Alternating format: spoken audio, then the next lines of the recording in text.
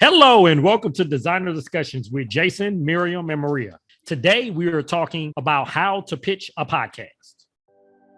Welcome to the Designer Discussions podcast with Jason, Maria, and Mirjam. Tune in each week where we talk about marketing, PR, and business advice for design professionals. Are you ready to get serious about marketing your interior design business?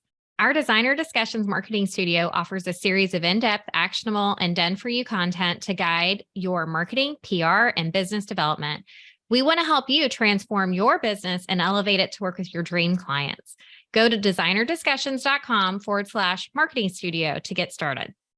Okay, so this is a really great topic to talk about how to pitch a podcast because I just looked up the number, and as per what Google is telling me, there are more than 3 million podcasts in the world right now. That's a lot of podcasts. And if you think about a podcast, really, it's a form of media. So if you're looking for exposure or media coverage, podcasts are actually a really good way to go. And so the way I want to talk about this is because I can look at this from two sides, because I'm a PR professional and I have pitched podcasts before. I've pitched clients to go on podcasts, but then I'm also hosting a podcast. So we have been receiving pitches for people who want to come on our show.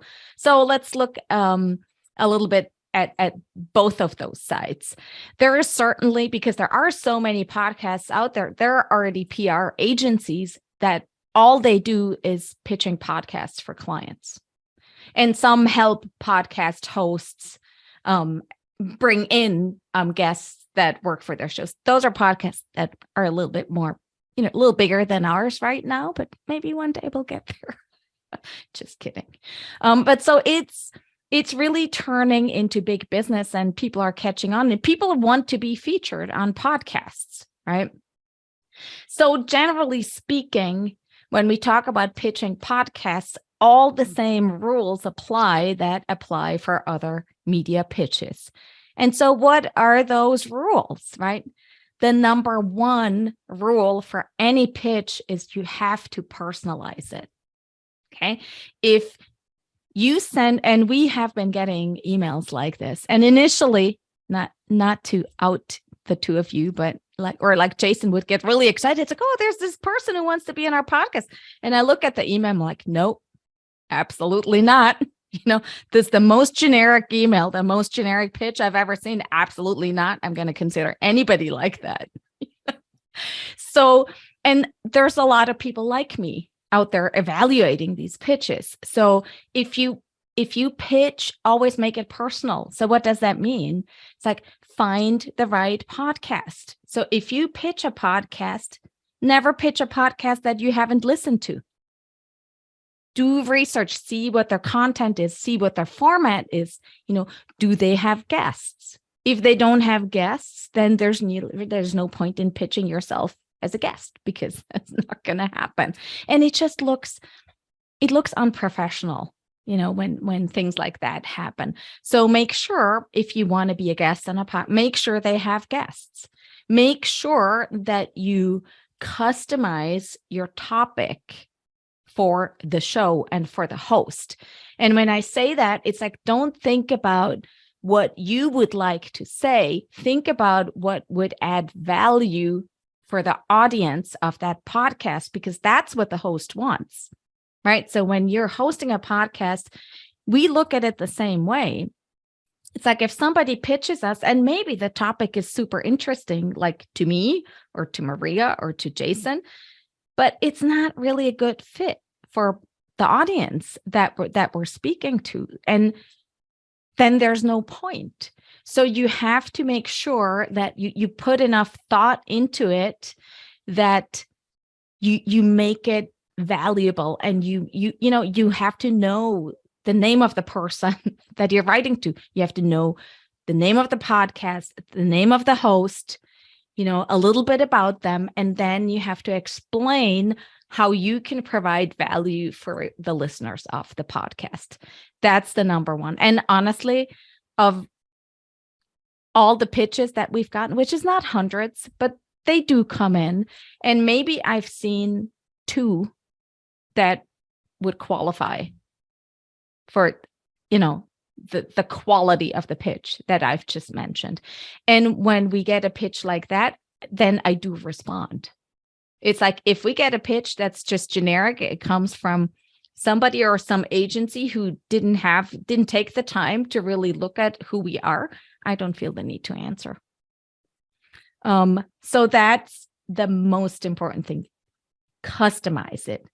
So how do you pitch them? I'm like, usually a podcast has a website, and oftentimes the website of the podcast, it may have a submission form where you can plug in your contact, not so dissimilar to what probably a lot of you have on your own websites, but it's more specific as to trying to get on the podcast. If not that, like our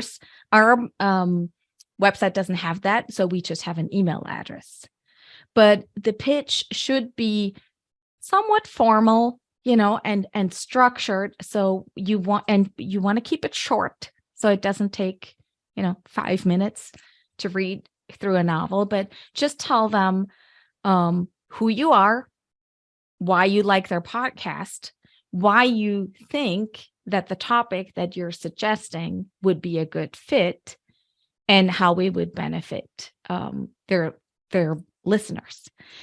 I think what I see a lot is that people pitch podcasts just because they're trying to grow their audience. They're trying to get more exposure to more people, and they don't really think about whether or not it's a fit. And in my mind, that is counterproductive, because even if you have, if you reach 2 million people, if they're not if they don't fit or match your client avatar, there's really no point. It's wasted energy.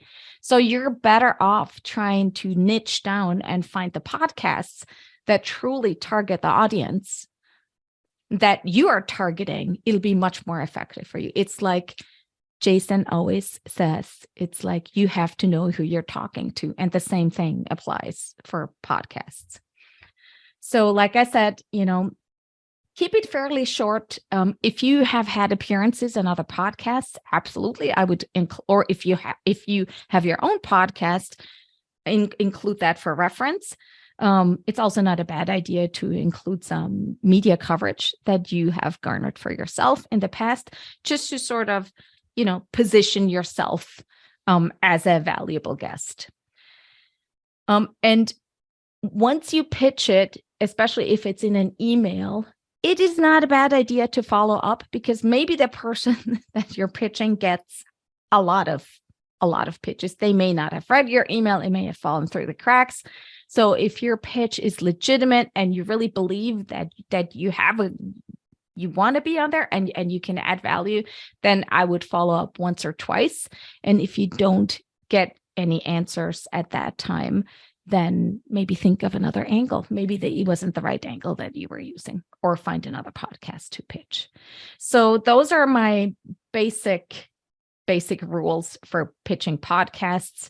And I know Maria and Jason can speak to the fact I apply these criteria when people pitch us, because we owe it to you guys who listen to our podcast that we don't bring in people that are just there to promote themselves and really don't have anything of value to share with you.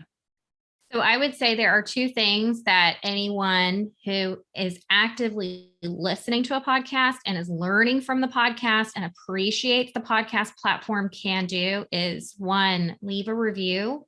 That will let the podcast understand that you are listening to their episode too, right? That gives them a little bit of social proof that they are producing content that is applicable to your life. Also, if you are interested in giving the podcast a testimonial of how the podcast has impacted or changed your business, podcasts are very interested in that type of content. And that is something that they would be open to. And it doesn't have to be that you have like a huge product you're trying to sell to an audience, but maybe you just want to increase your social media presence you can come on podcasts and be part of the experience and talk to them about what you're learning and how you're applying it to your business. And that will benefit you as well. And these don't have to be, book launches and big, life-changing events that you have to come on a podcast for. They can literally be training wheels for you to learn, to get yourself out there and get more visibility.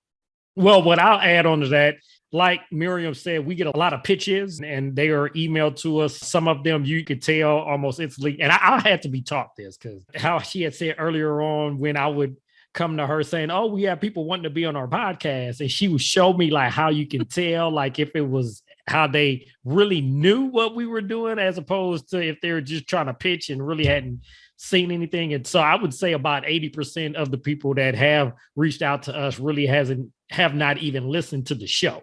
Mm-hmm. So it's just that they may have hired a podcast pitching service and then put their name in a hat, did like a speaker bio and then sent out information, but really have no value to offer our audience. So I would agree 100%. Know the podcast that you are pitching to, know how you can add value, and then that will help you in the long run.